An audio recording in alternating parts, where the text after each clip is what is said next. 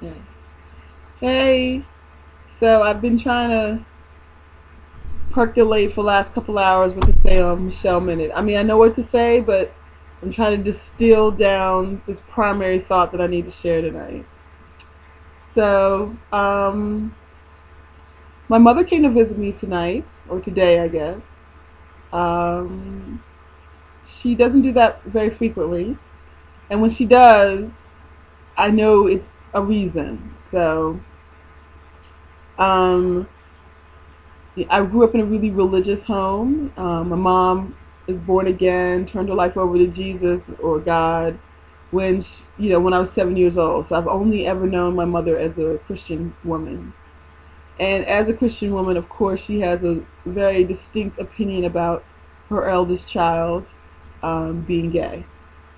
But to her credit, she has been able to um, love me as she's always loved me, come to my aid when I need her, and not let her thoughts of my sexual orientation cloud her obligation as my mother. So she came this evening to talk to me about her concern that my heart wasn't right with God, and what would that mean when she dies and she doesn't get to see all her daughters on the other side with her. Um, I came out December 31st, 1999, 5 minutes to 12. And I came out as a result of my sister, who's 16 months younger than me. She died unexpectedly from adult onset leukemia, and it was a shock to the family. And I asked myself, had my sister, we called her Pebbles, lived her full life? Had she done what she wanted to do? Was she living her life how she wanted to live? And of course, when you ask that about somebody else's life, you have to ask that about your own. And I realized that up until that point, I hadn't been. I've been living sort of as a straight black woman in DC, just living my life. But I've always been attracted to girls. Since I was 12, when my hormones kicked in, while everybody was chasing Robert, I had a fix on Jane. But at the time, I'm born in a Jamaican black Christian household, and I couldn't say anything. I didn't. There was no MTV or representation of other gay people or anybody I could confide in to tell them that this feeling I was having, I knew was different from other people. So I just settled into the belief that I'd just live a heterosexual lifestyle. And then somewhere after my sister died, I decided that I was going to live, as Oprah says, my authentic self, live my real life. And I honestly have not looked back since then. I have no trepidation. I have no concern. I have no guilt or shame that I love women, that I'm attracted to women, that finding the right life partner, I could spend the rest of my life with a woman. That concerns my mother. And she came today to talk to me about that concern.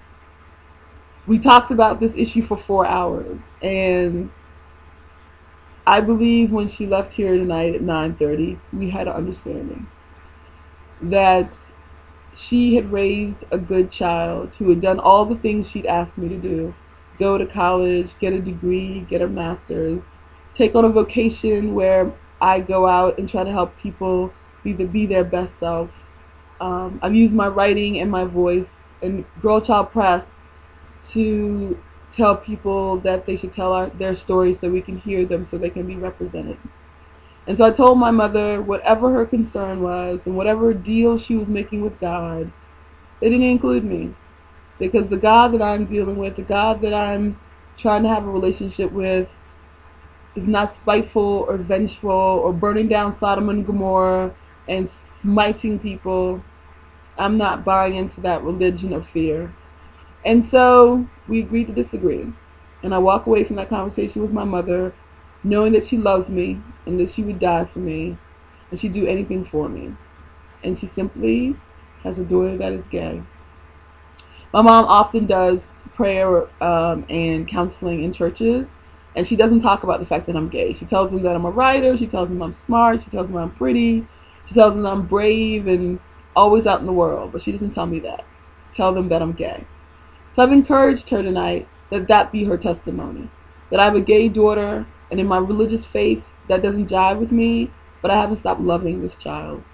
And I would do anything for this child. And maybe somebody, a mother on the third pew, who's struggling with the same issue and who's thrown her child, her son or her daughter out and told them that she won't talk to them until they change their ways, will hear my mother say, I love her and I take care of her. And anything she wants or needs, I'm there for her. That she's gay and I don't agree with that, but I have not forsaken her. I have not betrayed her. And maybe that mother will reconsider, because I have a lot of friends who mothers and fathers threw them out and told them they couldn't come back until they weren't gay. And so they'd be out in the world trying to be the best person they can, or spin their wheels, or make poor choices, because the thing they want the most they can't have, which is their parents' love. And all the things my mother is, she's always loved me. And she continues to love me. And we agree to disagree. I love you, Ronnie. All right. Hope you guys had a good Saturday. I wasn't expecting to have this conversation, but these Michelle minutes are always surprising. Hope you guys, I will see you later. All righty. Bye-bye.